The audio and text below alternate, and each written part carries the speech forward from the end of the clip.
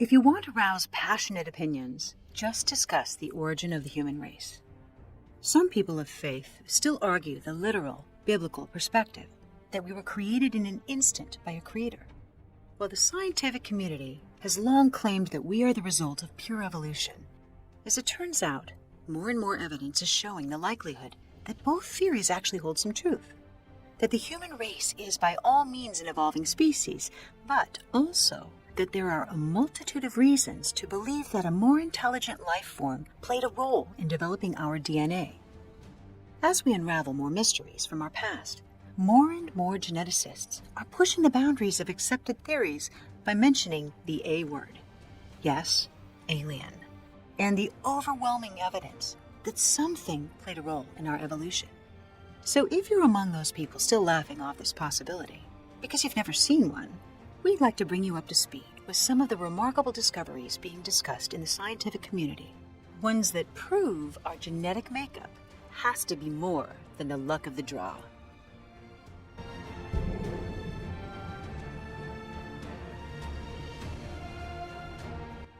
Biological SETI.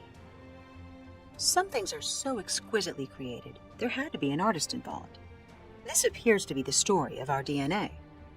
In 2013, physicists at the National University of Kazakhstan claimed that in human DNA, there's a mathematical code so sophisticated it simply cannot be explained by evolution, and that it actually makes more sense if it were designed by another intelligent life form. The research, published in the science journal Icarus, pointed out that human DNA is ordered in mathematical precision, and it has perfectly ordered patterns of ideographs, which means our DNA uses symbols to express physical concepts similar to how we use them to convey language, and language is a human construct. It would be similar to finding one of the beautiful multicolored mandalas that are made of sand, and assuming that it was somehow created randomly by nature. The Kazakhstan physicists also suggested something very radical. Our DNA coding has remained relatively unchanged since our creation, so it functions like a file cabinet to preserve the human design. The physicists think the code harbors a kind of receiver, like an extraterrestrial satellite dish, which has a function of detecting the intelligence which designed it. A biological SETI, literally, suggesting our bodies are receptive to the presence of extraterrestrial life. So if it were true, it would be similar to when SETI, in 1977, received an unknown radio signal from space, the mysterious WOW signal. This radical theory suggests our bodies are waiting for a signal from those creators, and that when we get it, our biology will know. Perhaps it makes sense, then, for SETI to expand their scopes from receiving radio waves from space to include our body's DNA receivers. So, stay tuned, literally. Evidence of directed panspermia. In 2011, DNA used in genetic engineering was sent into space from Sweden on the exterior of a rocket. When it returned, it had a small, microscopic sphere made of titanium and vanadium, about the width of a human hair, which had come from space. This particle had threads of life on the outside of it and a gooey substance containing some kind of biological life shooting out from its center. And when the rocket returned to Earth, this particle still harbored that life, even after 1,000 degrees Celsius. A team of researchers at the University of Buckingham speculated that the biological material contained genetic material, but they had absolutely no idea where it had come from. One plausible theory states that it was evidence of something called directed panspermia, which is the spread of living systems by space travel to suitable environments or planets by intelligent life forms in space. This seeming piece of science fiction would probably never even have been taken seriously, were it not for the fact it was suggested by Francis Crick, the Nobel Prize recipient for DNA research, who spoke out relentlessly against the closed minds in the scientific community. Other researchers were concerned it might have been the intention of a more sinister purpose, deliberately engineered with a life-threatening virus and then sent to Earth with maliciousness. Could this life-oozing particle have randomly hitchhiked on a comet? Well, given its nature and its properties, it had all the signs of having been sent intentionally. And its discovery did begin to dampen the knee-jerk reaction towards the possibility that alien life engaged in the development of our own. Rh-negative blood. We learn about blood type in high school, so early on we consider its concepts a normal fact of life. Yet if a woman with Rh-negative blood becomes pregnant with an Rh-positive baby, her body will produce antigens, signaling to her immune system that her fetus is essentially toxic. Oddly, the woman's body will kill its own child. So, what's normal about that? Look at nature, and there are no other instances of this kind of self-destruction biologically, though the natural result of many hybrid animals, like mules and ligers, is infertility. Some claim Rh-negative blood is simply a mutation, but others speculate that it may have come from an alien species, which was interbred with humans, or otherwise engineered to produce a hybrid bloodline. About 15% of the world's population has the Rh-negative distinction, but this percentage of the population is not spread evenly across all areas of the planet. The highest concentration, 40% of Rh-negative bloodlines, are found in the Basque region between France and Spain. The Basque are also the only people of Western Europe who continue to speak an indigenous Indo-European language, an isolated tongue not spoken anywhere else in Europe. But this language isn't just isolated, it's completely unrelated to any other European language. Some other anomalies are that it's been noted people with Rh-negative blood are more likely to experience psychic phenomena and alien abductions. Physically, some of the Rh-negative features are people with high IQ, elevated intuition, lower body temperature, higher blood pressure, red or reddish hair, sensitivity to sunlight, and sometimes even an extra vertebrae in their spine. Given how little discussion there is about the strangeness of this blood type issue, the unusual nature of Rh-negatives can be easily overlooked as irrelevant. Still, there's no rational explanation why, with our overpowering instinct to procreate, a pregnant woman's body would destroy its own creation, unless, perhaps, nature endured some tampering? The Big Bang of the brain. In 2004, researchers at Chicago University presented results of a long-term study that concluded the sophistication of the human brain could not have been a slow evolution. It had to be the result of a fast, dramatic change. They said that some kind of special event occurred around 50,000 years ago, and it explains how human culture went from primitive cave drawings to sophisticated civilizations. They call it the Big Bang of the brain. It's believed that at this time, the human brain was separated into two hemispheres, and we acquired the ability to think abstractly. The changes in our cognitive and physical structure were so extensive and rapid, it's simply a tall stretch for a random mutation. One of the many elements that was changed was a unique gene called the FOX protein 2. It's responsible for language and our ability to speak.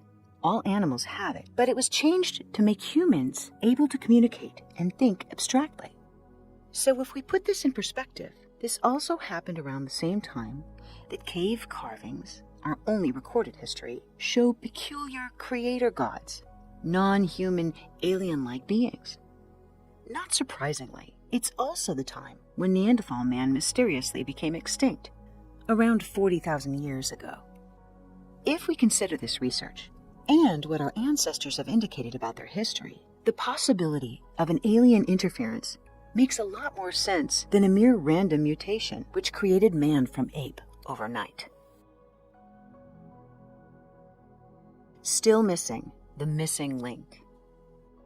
The most accepted theory on the evolution of man, created by Darwin, states that we evolved from apes over millions of years and that our intellectual abilities were driven into existence by natural selection.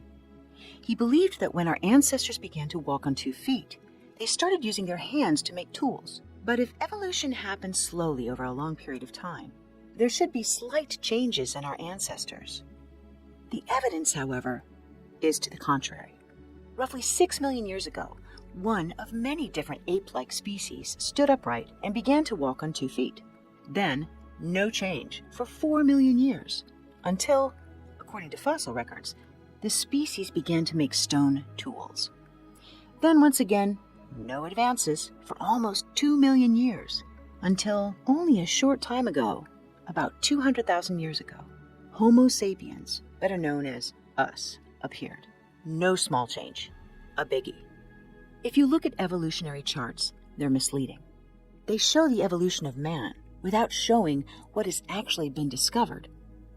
If you look at the actual fossils compared, it's clear there's no transition species from ape-like creature, which existed for millions of years, to today's human.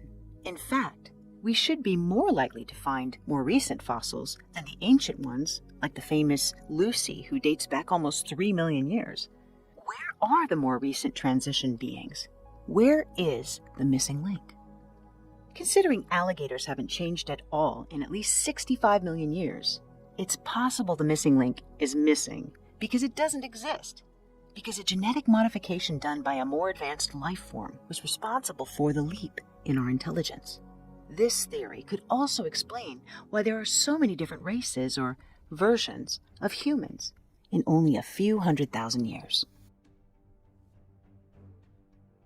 Our shared ancestor, Eve, and beyond. In the Hebrew Bible, the book of Genesis says Eve was created from Adam's rib bone and given the breath of life. In recent years, with more accurate technologies to measure our genes, genetic studies have exploded. This has given us profound insight into our ancestry.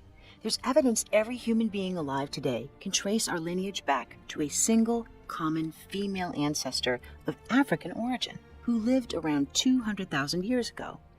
Because the studies measure variations of mitochondrial DNA against the average rate of mutation over time, this common female ancestor is called mitochondrial Eve. All of humanity has thus evolved from one of two branches that came from Eve. One branch is entirely African, and the other contains all other races with some African lineage. Though there are no physical remains of this Eve per se, her existence has been confirmed. At one time, a female harbored all current existing genes. Mitochondrial Eve wasn't the first or only woman on Earth when she lived. It's thought that a cataclysmic event occurred while she was alive, massively reducing the human population and creating a genetic bottleneck. But why humans evolved with two entirely different paths still remains unexplained. What also eludes us is how, after millions of years, suddenly so many races evolved within such a short period of time. Although new methods of determining genetics has answered many questions, these methods have also opened up Pandora's box. As one Harvard professor has pointed out, ancient DNA is expensive. Why? Because so little of ancient DNA is human. So what is it? The double helix in ancient carvings. We know that on virtually every continent, wherever there are cryptic carvings among ancient ruins, there are countless numbers of strange giant hybrid humans or other creatures portrayed as sky or inner earth gods and creators of man. So even if these creator god images were simply folklore, how do you explain the images of the double helix that is also in these ancient pictures and carvings? For example, one of the earliest pictures of a double helix was found carved on a large 6-foot round stone that dates back 7,000 years ago. If the image of the double helix was purely coincidental, isn't it made more so by the fact that the large 6-foot rock was shaped like an egg, the symbol of fertility and reproduction? Images of the double helix are also found in Sumerian pictographs from 4500 BC. Considering the fact that the double helix wasn't even discovered until the 1960s, it's clear that someone or something precisely understood what its role was in our body. The double helix symbol, also called the caduceus, is two serpents intertwined in a perfect representation of the way our DNA coils together.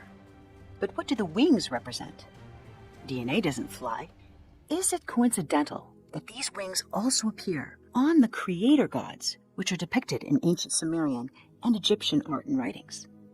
Could it be that the DNA symbol also depicts its source, those who descended from heaven to earth? In these images, those beings actually have wings. Just as a reminder, the caduceus is often incorrectly used as a symbol for medical practice due to confusion with the traditional medical symbol, the rod of Asclepius, which has only one snake and is never depicted with wings. Finally, there is one more dot to connect here. In ancient Greece, the caduceus represented Hermes, or later, the same god by the Roman name Mercury, and the undertakings associated with that god. Those responsibilities were alchemy, or the transformation of matter, commerce, meeting business ends, and death. So, is it also coincidence that these were the undertakings of the so-called Anunnaki, according to ancient Sumerian tablets? These tablets tell the story of those creator gods who descended from heaven to earth, genetically transforming existing hominids, the Neanderthal, for the purpose of their commerce in order to serve their race. Pure coincidence? Evidence of a destroyed planet. If the possibility of alien life seems too remote, it's worth noting a few things about our own solar system and the potential that life may have existed here when other planets had inhabitable environments. For example, in the 18th century, a German astronomer, Johann Tetius, noted a mathematical pattern in the layout of the planets, and he predicted the existence of another planet between Mars and Jupiter. Immediately, astronomers collectively sought to find it, but instead of a planet, they found what appeared only to be pieces of one. This area is known as our solar system's asteroid belt. This hypothetical planet was called Phaethon, after the offspring of the sun god Helios in Greek mythology. But other legends claim there was a planet called Maldek in our solar system, which was destroyed by its own violent inhabitants eons ago. The legend states that some of its inhabitants managed to escape and colonize Earth, and that roughly 3/4 of our population are these descendants. If you insist that evolution is linear, this legend is a stretch. However, it does leave one wondering why the otherwise perfectly mathematical pattern of our solar system has a vacancy. Evidence of nuclear destruction on Mars. If Maldek wasn't home to alien life, one other planet might have been. Recently published news shows that Mars had vegetation and flowing water. In fact, there's water there still at the pole. NASA has known for some time, however, that Mars has a very high concentration of the gas isotope xenon-129 in its atmosphere. Xenon-129 is radioactive. It also does not occur naturally. It's the result of a nuclear explosion. It was determined back in 1972 that a nuclear reaction had taken place on Mars approximately 1.7 billion years ago. The head of the United States Atomic Energy Commission, the late Dr. Glenn Seaborg, won a Nobel Prize for his work in the synthesis of heavy elements. This notable scientist said, "There is no way a nuclear reaction could have happened naturally on Mars." So, if the reactions weren't natural, the implication is that intelligent beings caused them. It's already happening. In conclusion, if the collection of these facts still leaves room for doubt, or if it still seems far-fetched that some being could make or manipulate or arrange a biological pattern as small and fascinating as DNA, there's only one fact left to share. We're already doing it. Synthetic DNA made its first public debut in 1967, and for the last 50 years, it's likely that the published discoveries are years behind where technology has actually gone. You only need to compare Morse code to a cell phone or the first camera to the Hubble telescope to see the speed of technology in a few decades. So who knows what's really happening now behind closed doors with the manipulation of DNA? So on that day when alien beings descend and say, "Take me to your leader," we might need to greet them with, "Hey, Dad." Till then, consider what these facts and discoveries propose, and keep an open mind.